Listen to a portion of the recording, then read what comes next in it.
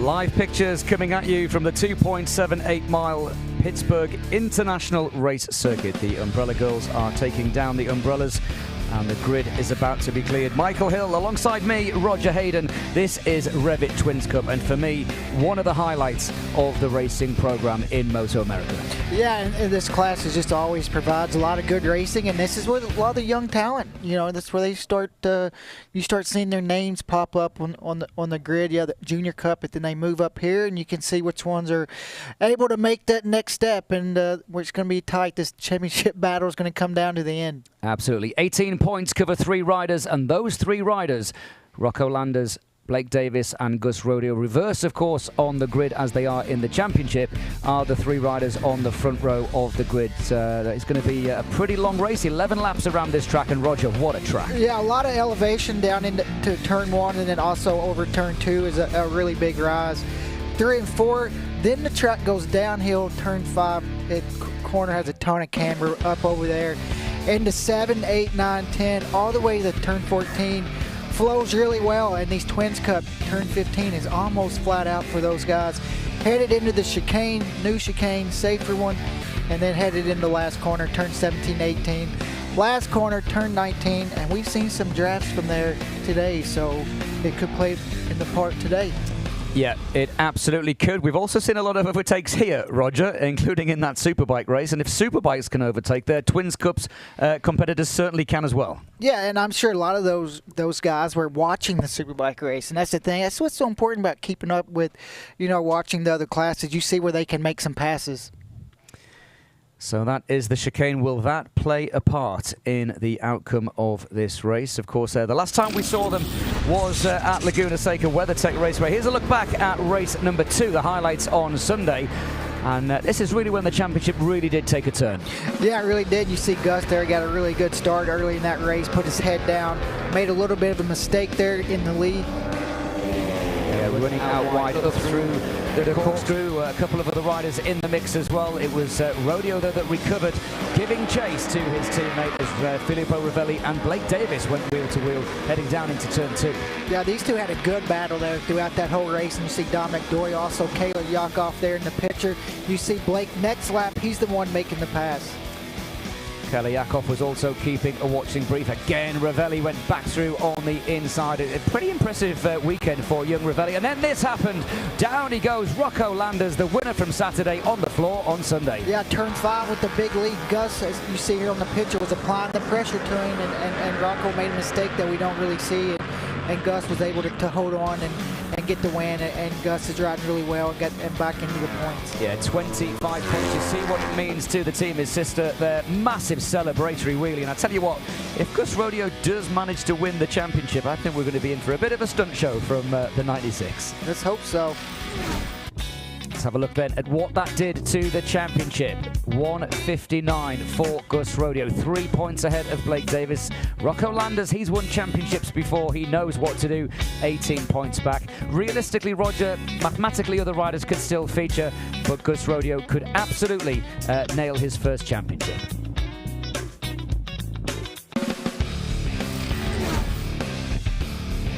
REV'IT Twins Cup coverage is brought to you by REV'IT Apparel. Design, innovation, and performance. REV'IT. By Steel Commander Corp. A leading steel building manufacturer offering expertise, innovation, and a dedication to quality. By Geico Motorcycle. Visit geico.com to see how easy covering your ride can be. And by Dunlop, the official tire of the MotoAmerica Championship Series. Let's have a look then at the starting grid for this 11-lap race. The top 3 in the championship, albeit in a different order, go on the front row. Kelly Yakov heading row number 2. You can't discount Dominic Dole or Jackson Blackman, though. No, you see Jackson there starting on that second row, then the third row. Cassidy Heiser, Spencer Humphreys, a good qualifying there, and then Hayden Schultz doing double duty this weekend. Yeah, absolutely. Greg Kramer is still down on the starting grid as the riders come through to complete this warm-up lap. Not long to go, matter of seconds, but Greg, thoughts going into this one? Well, we kind of talked about, obviously, this championship battle for the top three is absolutely fierce. Then it's a fair amount of points back to Jackson Blackman, but only then 4 back to Hayden Schultz, Dominic Doyle, and 2 of them are on that second row. So they're going to be scrapping for it. They're going to want to stick with that group up front. The other story is Cody Wyman. We heard rumors that he was not going to be taking the start. They've been dealing with some issues. Even though he qualified back in 14th, he's a racer. As you would say, Michael, he's a Saturday, Sunday guy, and so we'll see what happens, but it's time to go racing here, guys. Yeah, thanks, Greg. And Cody Wyman down in 14th. There's a bit of confusion in the mid-park, and in fact, one of the riders being pushed off. That's Giacomo Manera, the Italian. Oh, what a shame. Jackson Blackman's regular mechanic is not going to take the start, and he's pushed to the side of the track. Right then, the flag marshal will wait for the green flag at the back. The green flag is waved. As you can see, the various MotoAmerica officials just making sure that everything is in order. In a few moments' time, Scott Paget will move to the side of the grid, and it's going to be lights out there, holding them for a long time. Roger, here we go then. Rocco Landers on pole position. Blake Davis, the defending champion, and the championship leader, Gus Rodeo. Watch for the lights. Pit race, race 1. REV'IT twins come is go, and it's a great start from all 3 of them on the front row of the grid. But it's going to be Blake Davis, Roger, that is going to get the whole shot into turn 1, or is it? It is Blake Davis and also Gus Rodeo with the great start. The top rows are all first, second, and third. Everybody safely through turn 1, but already the leading 3 with just a little bit of an advantage. Little wheelie from Blake Davis, and already Gus Rodeo is looking for a way through on the inside. Who's the bravest? Davis is. Looks like Blake kind of wheelied there and lost his drive, and Gus was able to get a good drive on him. We see this out of Rocco a lot. He likes to be aggressive early and wants to get to the lead. Yeah, one thing we haven't talked about, the riders currently in second and third, as Blake Davis gets it completely wrong, runs it wide, and Rodeo goes to the front. What we haven't talked about is the 2 orange, purple, and black machines, the 96 and the 97. They are teammates. There's no team orders in this team. It's every man for himself. And also, go back to Laguna, we see Gus and Blake trading a little rubber, so we know those 2 aren't afraid to mix it up. Neither is Rocco Landers, who puts a huge move on the defending champion. And Dominic Doyle has had a really good start, and he's now latched on. How much did we say this in qualifying? Qualifying is one thing, racing another. Dominic Doyle is a racer. And he really has this last half of the season been really, really strong and cleaned up a lot of mistakes he had earlier in the year. But right now, Gus is out in the lead and putting a really good first lap now. Rodeo then, the championship leader, goes down through 15 into 16, hard on the brakes. And are we going to see the chicane play a part early on? Yes, we are, as Rodeo came under a lot of pressure there. And Blake Davis has got a lot of confidence in the front of that bike. We've seen it all season long. That was a big lunge from Blake. A nice aggressive pass, a clean one, but definitely aggressive. And I think he wants to let the guys know early on, he's not going to be pushed around. Yeah, absolutely not. Over the line then, lap 1 completed, fast and furious. 10 more to go as they go side by side. Nothing between them in terms of speed, but who's the bravest on the brakes? Oh, that's tight into turn 1, and that is going to compromise him on the way. And as around the outside goes Rodeo. Has anybody told them there's still 10.5 laps to go? You just see that move by Blake going into turn 1 there. Just killed his drive up over 2. Yeah, Rodeo then at the front, and he knows he's under real pressure. Here again comes Landers, and this time he gets the job done. That's what he tried to do a lap earlier. Yeah, he kind of a little dress rehearsal that first lap, and then this lap here he was able to get himself in a little bit better spot. Aprilia leads from Aprilia. Yamaha from Yamaha. Kayla Yakov as well has now slotted lovely their work from her on the first lap and a half. She's in 5th position as Davis responds. And again, they are getting close to each other. And this is great for Rodeo, isn't it? Yeah, you can see just Gus right here has no idea what these 2 are doing behind him, how hard they're racing. And, you're using your tires a little more, too, when you're racing like that. Technical issue for one of the riders is down through turn 5, and their teammates, I said there's no team orders. Rubbing is racing, and Landers, we've seen him so quick through there in qualifying, and once again he makes it count on lap 2. And I think Rocco's felt that pressure from Blake, and he wants to get to the front and create a little bit of a gap and not get in a big battle. Yeah, but look at the advantage that he pulls through there. He's just, for whatever reason, is just able to move. Here's a replay. Talk us through this. Yeah, just got a really good run here and just put himself on the inside where he owns the corner. You set up a little bit left to try to get ready for the corner, and you can see Rocco here is going to drift out a little bit wide and put himself in the spot for this right-hander. Yeah, and that's about, 4th gear on these twins bikes? It's not slow. I would say 3rd through there, and now we see Blake Davis now getting by Gus Rodeo as well. Yeah, Blake very quick at the end of the lap. Now then, into the lead goes Rocco Landers. I remind you, if you're just joining us, this is the REV'IT Twins Cup. There are 2 races this weekend, 1 at the next round and then 2 in the season finale. So it's all to go for. 18 points between the leading 3. As they come through turns 3 and 4. There is Stoney Landers. He's the father of Rocco, and of course the entire team looking on. And I guess at this point, there's nothing the team can do, nothing that Papa Stoney can do. It's all down to his son now, and he's leading the race. Takes a big long look over his shoulder and straight into the eyeballs of Blake Davis. Blake Davis got a really good run there over turn 5, over that rise. He was able to close that gap right down. Yeah. And it amazes me, we were talking earlier on, these 3 riders have a combined age of 54. 3 of the hottest prospects in the US right now, and they are once again, Roger, delivering a brilliant Twins Cup race. Good race, and just watching these 3 just keep elevating each other. It's been fun to watch, and we see Blake now. Blake knows where Rocco's strong at. You know, you can see that getting into the race, and Blake is trying to study his lines to see if he can improve as this race goes on. Yeah, another look over his shoulder by Rocco Landers. I just wish sometimes riders wouldn't do that. It always makes me a bit nervous, and I guess Rocco's going to be a little bit surprised that he's got company, given how fast he's been at that sector. And it seems like when he looks back, Blake closes the gap a little bit. Yeah. Gus Rodeo in 3rd. Just loses a little bit on this lap. The gap is maybe, I say loses a bit, it's maybe, 2 or 3 bike lengths more. He's still very much in contention, but it's Landers versus Davis as they come across the line to complete lap number 3. Flying lap completed, and it's a 48.2, and it's in fact Davis who now sets the fastest lap of the race, and Davis makes a move, a hard move, and he pushes Landers wide. That is aggressive stuff, and it's exactly what you said in the Superbike race earlier on when we were summarizing that. You cannot be intimidated by those riders around you. You've got to give it back to them. And I think that's what Blake's trying to say. You know, that was an aggressive pass. Rocco's going to come right back. But it's been fair. They've both been aggressive, but they've been fair passes. Yeah, they haven't touched each other. They're giving each other room, being respectful on the track. This is great racing. And Gus Rodeo behind is just rubbing his hands together saying, come on, boys. These 2 going back and forth like this is going to let Gus come right up and back in the middle of it, and he's loving what he's seeing. Yeah. What I'm also loving is the parity between these bikes. It seems as though the Aprilia works well in some sections, the Yamaha works well in others, and it's just making for great racing through this S's complex. This is where Rocco Landers is able just to stretch 1 or 2 bike lengths, and we see it again here. And it's towards the end of the lap where Blake and Gus Rodeo, who is still hanging on brilliantly through here. Look what it would do to the championship. There'd be 10 points now between all 3 of them, and only 1 between Rodeo and Davis, and the pendulum would swing back to the defending champion.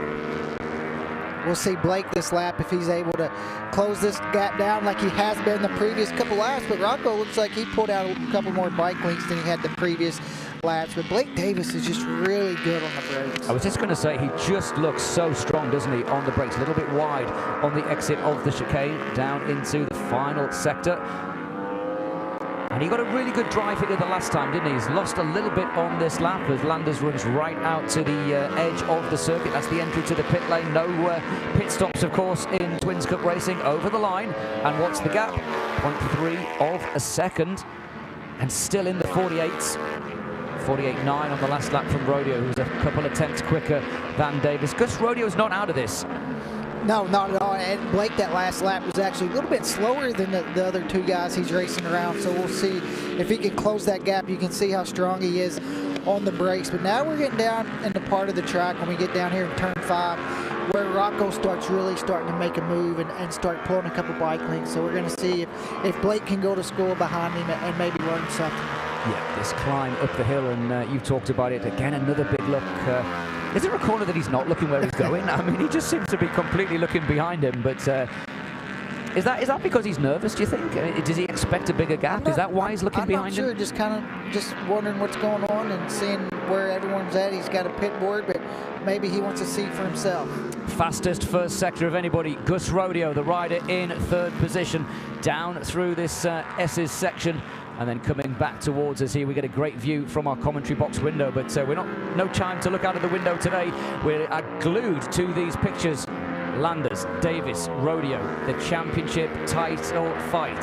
on track. Look at the great aerial shots here. Now, that really does give us a proper indication of this track. Yeah, and you'll be able to watch these riders come through this new chicane. Watch them how they jump that inside curve. They can jump that one, but the second one, they're not allowed to go over. Yeah, Rodeo, for whatever reason, on lap number 5, really seems to have come into his own now. Look at the gap between the rider in second place, Blake Davis, that green, white and blue machine, and the bike behind him, the purple, silver and red and black of Gus Rodeo. The gap comes down. All 3 riders still in the same shot as we now head into the second half of the race. A little bit behind this, Dominic Doyle, let's not forget, there is a battle going on behind this as well. Dominic Doyle, Jackson Blackman, both now ahead of Kayla Yakov, who is still hanging on in 6th position.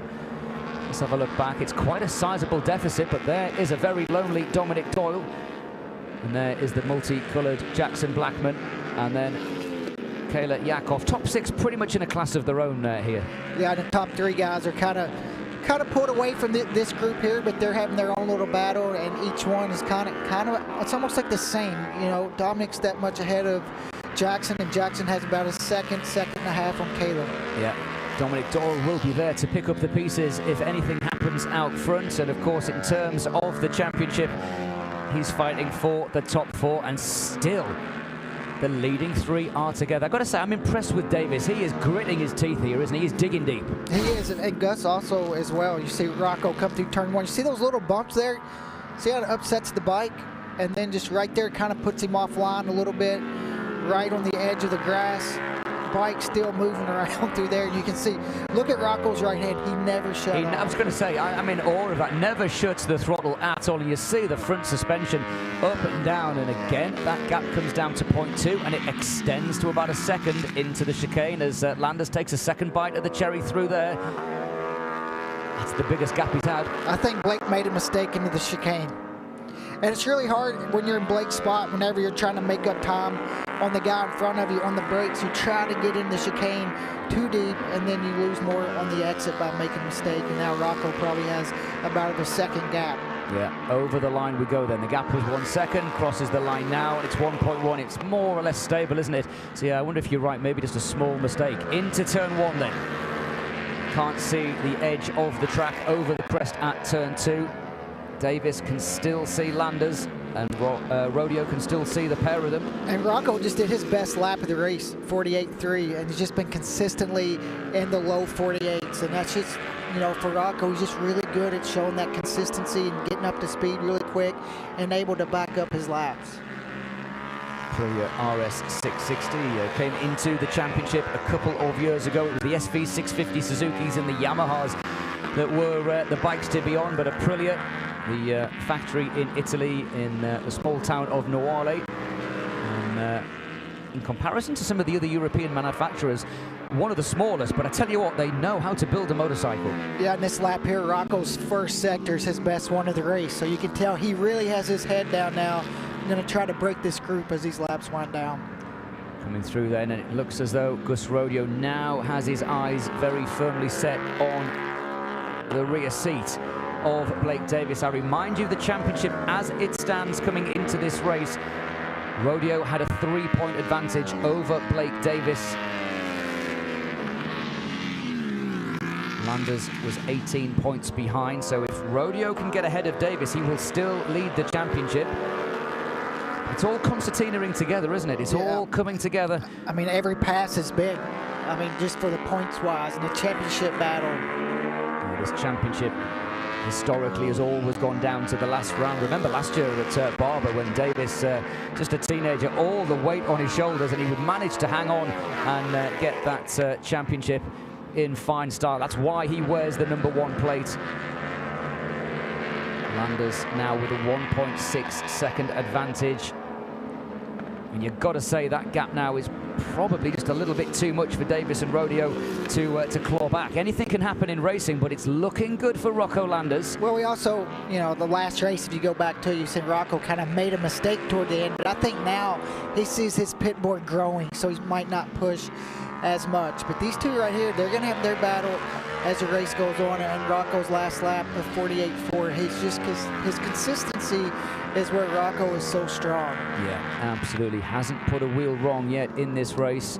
A couple of hard moves between all three of them early on. They've all given as good as they've got, haven't they? It's been fair racing. Is a little bit wide there from Blake Davis with 3.5 laps to go. If you are just joining us, Michael Hill alongside Roger Hayden, Greg Kramer down in pit lane. He'll be talking to our top three. There's going to be 3 satisfied riders, but at the moment, the rider that's going to have the biggest grin is going to be Rocco Landers. It looks like being another win for him if he can just hang on for about the next 6.5 minutes.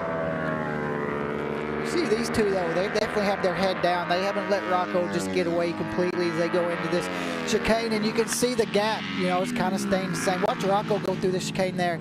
See how well he jumps that curve on the right and then the left, and whenever we go back to the picture, you can see the gap that he creates. Yeah, there is the lead. There is the defending champion, and there is the championship leader. So out of these top 3, only one of them has never won a domestic championship, and that is the rider in 3rd place, Gus Rodeo. But I tell you what, he's put himself in the mix to do that this year, hasn't he? And if he keeps continuing to get better like he has this year, it won't be long till he has one. Again, 48.7, 48.8, 48.9. The top 3, a tenth of a second apart. And I think it's just the consistency. You said it earlier, didn't it? It's just the consistency from Rocco, just where the other two just haven't quite been able to do the 2 or 3 laps consistently.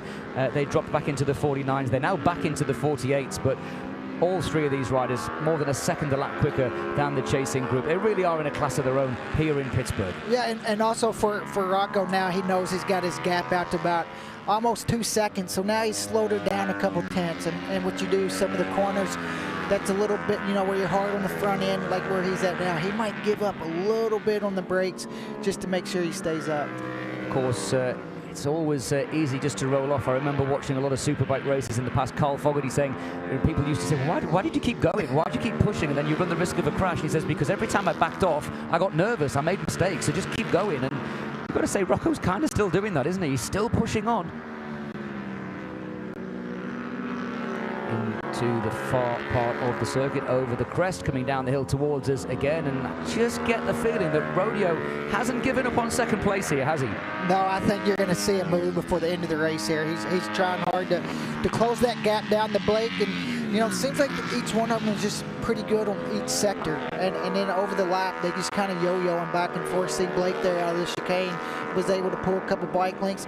Gus is able to close it down on the brakes. Yeah, I was going to say, great overhead shots that we get here really just show that concertina effect. But Landers now, it was a 1.7 second lead at the end of lap number 8. What is it going to be at the end of lap number 9? It is 2.5 seconds, a 48.213. That is the fastest lap of the race for Rocco Landers, and he really is now, Roger, just rubbing salt in the wounds, isn't he? He's opened up a 2.5 second advantage, and barring a mistake, he is going to add 25 points and absolutely put himself back into title contention. Yeah, and just for, you know, last year the outright track record was a 47.1. Rocco's at a 48.2, and the chicane is about 2.5, 3 seconds slower. So that's if it impressive. wasn't from that chicane, he would be under the track record by 1.5 seconds at least. He'd maybe be in the high 45s even. I mean, that's impressive. When you think, I mean, it's true, when you take that into consideration, all 3 of these riders lapping in the 48s. Let's not forget that the second fastest lap of the race at the moment is also a 48.2, 48.266, and that is just 53/100ths of a second slower. Nothing between them in terms of the overall lap. The difference is the consistency of that guy there, the 97, the former Twins Cup champion. And he puts himself, or he will, if it stays like this, to within 10 points of the championship lead, with another race to come tomorrow, and then of course those final run-ins, the final races at COTA and at New Jersey. And Rocco's just been able to live in the low 48s and just able to string them out, where the other guys kind of started doing the higher 48s as the race went on. Lap and a corner to go then for Rocco Landers. So much talent that Rocco Landers has got. You know, arguably could have been, should have been on the Super Sport grid. Didn't work out for him. He didn't have a ride. He was given an opportunity by the Rodeo Roban Racing as he takes the white flag, which signifies here in the US the start of the final lap. And he really has repaid the faith that was put in him, hasn't he? Yeah, with the wins, and then also maybe a championship. So they definitely, You know, not always do you have the opportunity to pick up a guy like Rocco Landers after a couple races into the season. Yeah, absolutely. And looking at picking up a couple more points is Rodeo, the championship leader. Now, he's not going to want to do anything stupid here. He's going to want to make the move, but he's going to want to do it fairly as he comes down the hill. And of course, as far as Rocco is concerned, if anything goes wrong, if they do rub shoulders and run off track, that's going to throw the championship well into Lander's lap. And I think these two are also going to come up on some lap traffic as well. There is Landers going through the bottom of the picture, one of the slower riders in the middle, and Blake Davis. I tell you what, it's not a done deal that Blake Davis is going to take second place. I remind you, if Davis finishes second, he will take the lead in the championship, and that caught him off guard just a little bit through on the inside. Davis gets through, Landers does not, Rodeo does not. Now he does.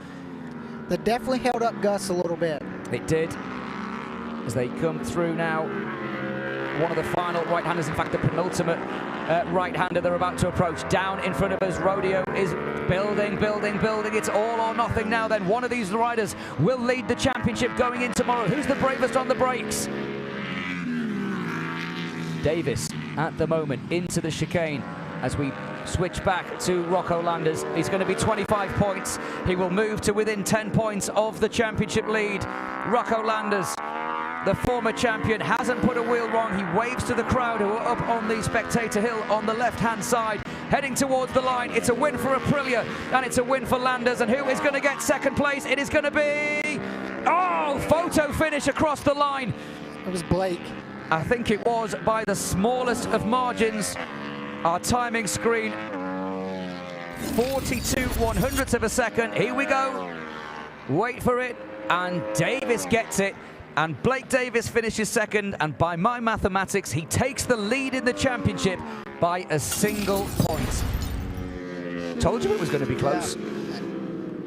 Great ride, really, by all three. Oh, great. You know, absolutely what brilliant. They needed to do, keep themselves up. And see the race pace there, 48.5 all the way down to lap 7. 48.4, and just consistency, man. It's just so good at it. From lap 2 to lap 11, every lap within half a second.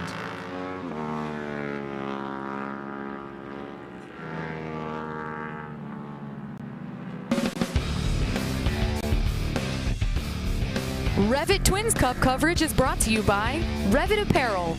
Design, innovation, and performance. REV'IT. By Steel Commander Corp. A leading steel building manufacturer offering expertise, innovation, and a dedication to quality. By Geico Motorcycle. Visit geico.com to see how easy covering your ride can be. And by Dunlop, the official tire of the MotoAmerica Championship Series.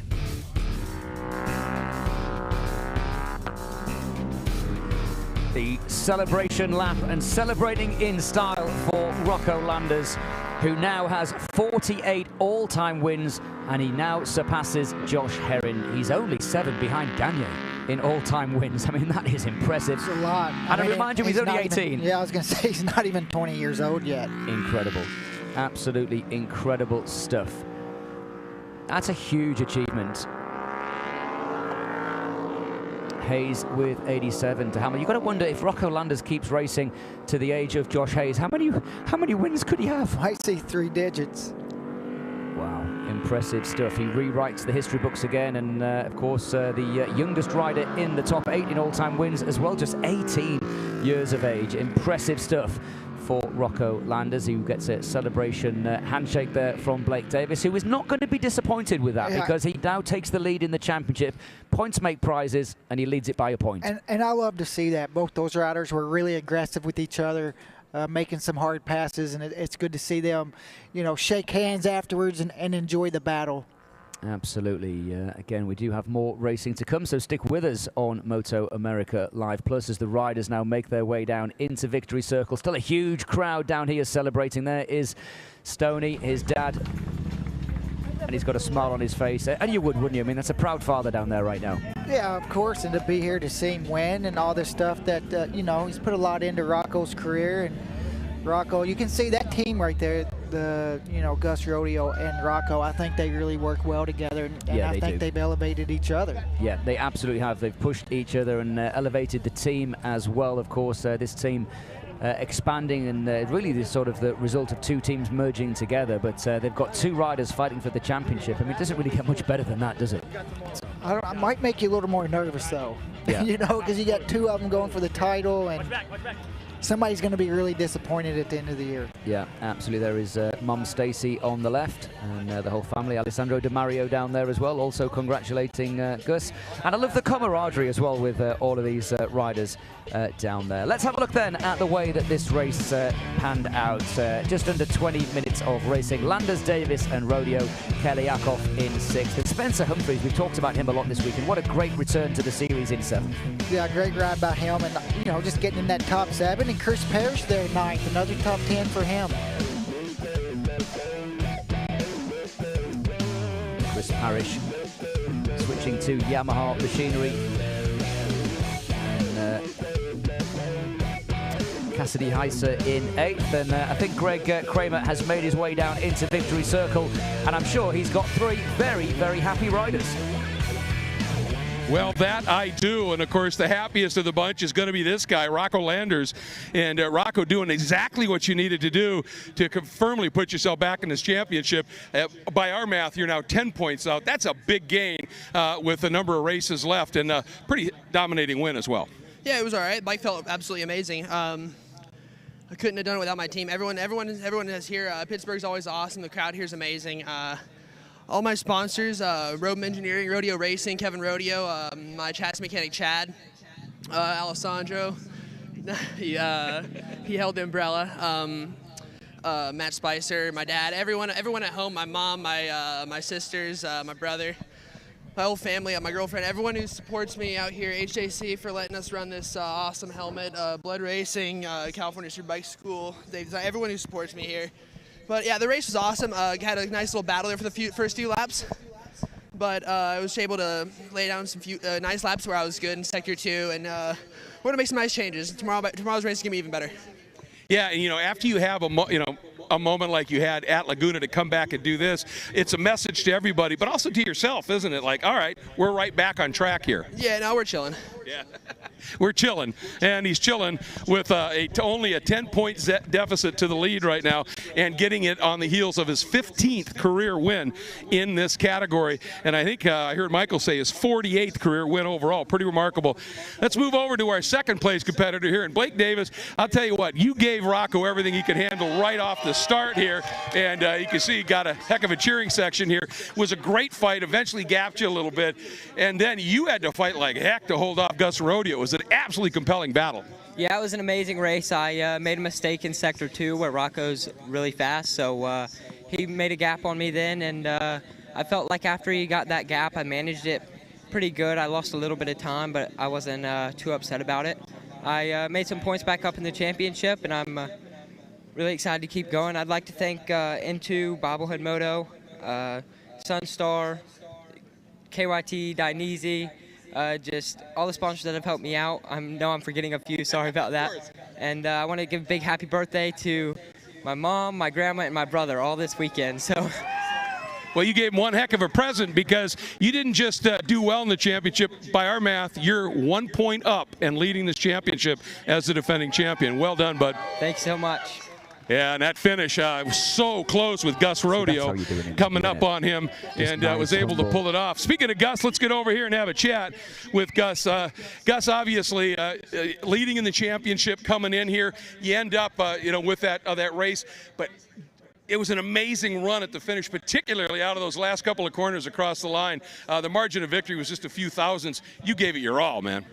Yeah, I took a gamble on the rear tire, and I went with a harder tire than these two, and I figured it would help me out towards the end. And when my tire was smoked on lap 6, I knew theirs was too. So just tried to hang in there and see if I could do anything on the last lap. But he put together a good last lap, and I had nothing for him. I thought maybe the draft to the line, but we're not on little bikes anymore, and that doesn't work. So. Still learning on the bigger little bike, and I'm just excited to get back to it tomorrow.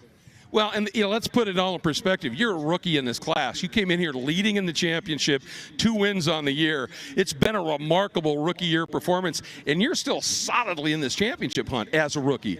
Yeah, we're going to the home track next, so that's always good. And yeah, we came. I mean, my rookie year, and it's been pretty good. So we kind of adapted to the bike well in the beginning of the year and kind of clicked. And I mean, I won a championship, so that's what we're here for. We want it really bad, and we're going to keep pushing. Well, you know he will, folks. Make some noise for your podium. What a good one. Guys? Yeah, thanks, Greg. And Gus Rodeo, as he said there, Roger, gambling on a rear tyre. It could have paid off. Nevertheless, he hasn't lost too much, has he? He's still very much in the fight. Still kept himself in the points. Yeah, absolutely. I wonder whether he gambles tomorrow, though, or whether he goes with everybody else. Here's a look back then at race number 1. It was a strong start for the defending champion, Blake Davis. Really good start, and you can see Gus here trying to make his way toward the front and take his turn at the lead. Round the outside, Rodeo was not to be intimidated, and then Landers joined the party. Yeah, those two slowing each other up a little bit. Was able to let Rocco make his good move here right down into turn 3. Then there were the moves between the teammates, or rather the move between the teammates as Landers went through on the inside. Davis then leaning on Landers as well. Great racing from start to finish, wasn't it? Yeah, and Rocco, I mean, that's a place you don't see a lot of passes, but he knew when the opportunity is there, he went for it. And from there, he just was really consistent and was able to pull out to about a 3.5-second lead. Gus Rodeo fighting all the way to the end, almost getting second. Yeah, photo finish for third, but 10 laps within half a second gives Landers the win and a celebratory wheelie. 10 points between the 3 riders heading into tomorrow by my mathematics. I tell you what, I did go to school after all. My mum and dad will be proud of that one. Blake Davis inherits the lead of the championship by 1 point over Gus Rodeo. Don't discount Jackson Blackman, but time is running out. He's going to need a little bit of misfortune to the top 3, and just can't see it happening. All smiles for Landers, Davis on the podium, and Rodeo as well.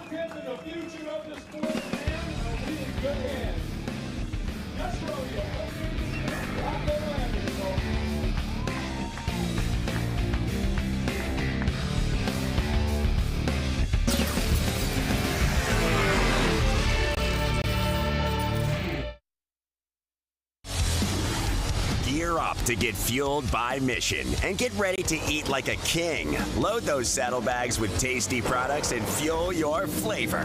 Fully loaded tacos, fast wraps, piled high nachos. Whatever you crave, Mission will help you be race ready with easy to make recipes that